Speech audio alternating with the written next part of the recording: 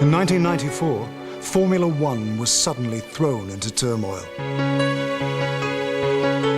The death of Ayrton Senna, one of racing's finest drivers, shook the sport to the core. No one really knows what caused him to crash, but his death started the most important safety drive in the history of the sport.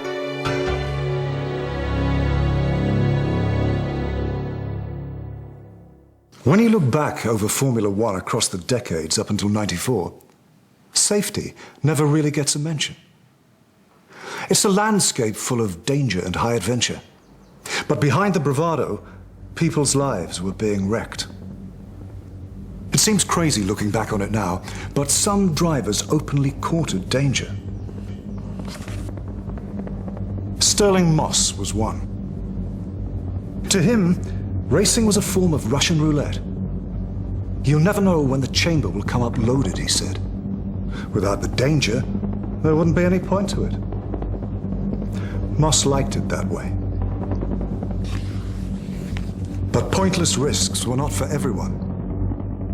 Jackie Stewart argued that he was being paid for his skills, not to jeopardize his life. During the 60s, he pioneered personal protection equipment like harnesses and fireproof overalls. But many were scornful of them. For Moss, harnesses removed all the fun from racing, reducing it to nothing more than a gamble for matchsticks. But as the decades slipped past, more and more drivers lost their lives.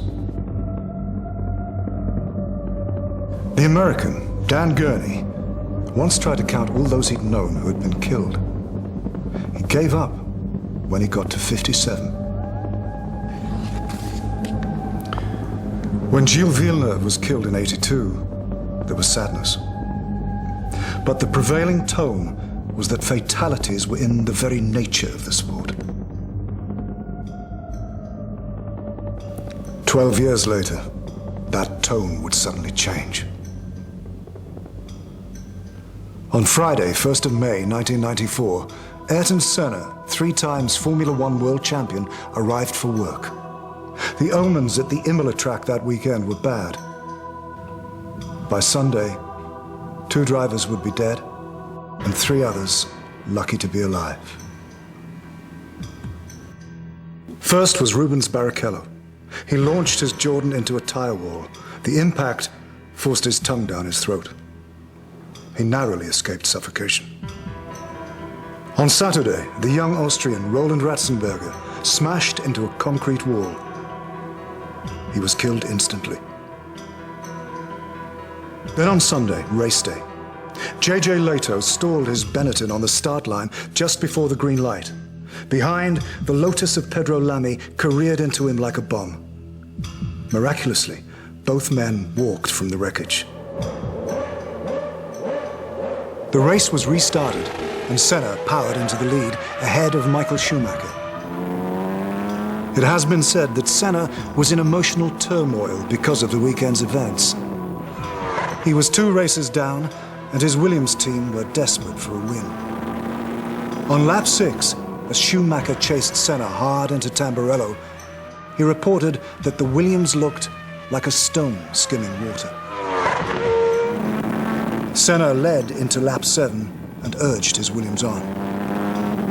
Then, as he neared the long left curve of Tamburello again, he brought the Williams over to the red and white curb in classic position.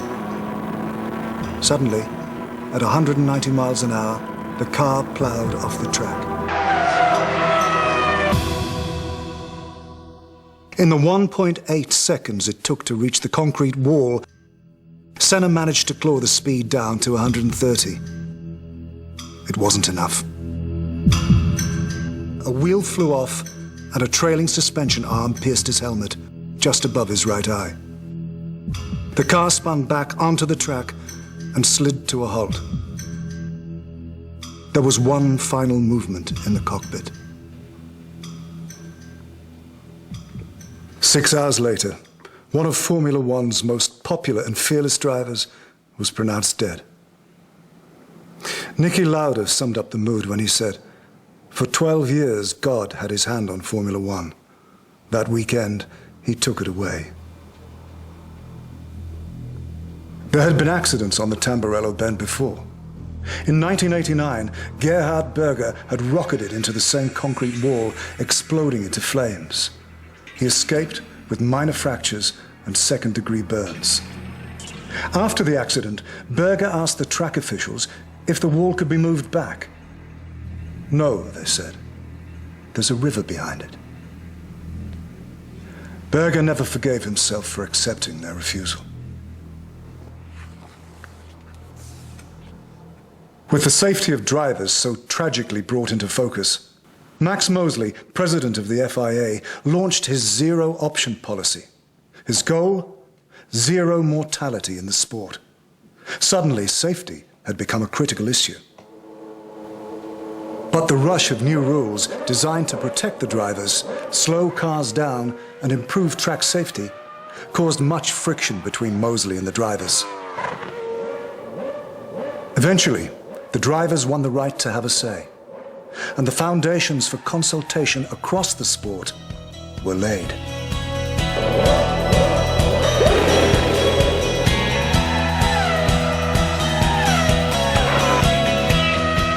Today, safety in Formula One is the responsibility of an expert advisory group, which includes representatives of all those involved in the sport.